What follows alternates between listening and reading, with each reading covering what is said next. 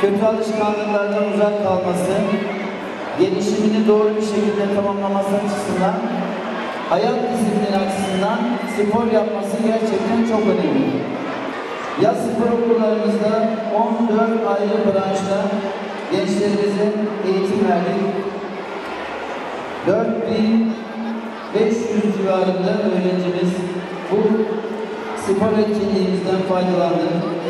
Futbol, basketbol, voleybol, yüzme, atletizm, tekvando, karate, judo, kickbox, jimnastik, badminton, satranç, masa tenisi ve halk oyunları dallarında gençlerimiz spor yaptılar. Ben hepsini kutluyorum. Onlara eğitim veren hocalarımıza teşekkür ediyorum.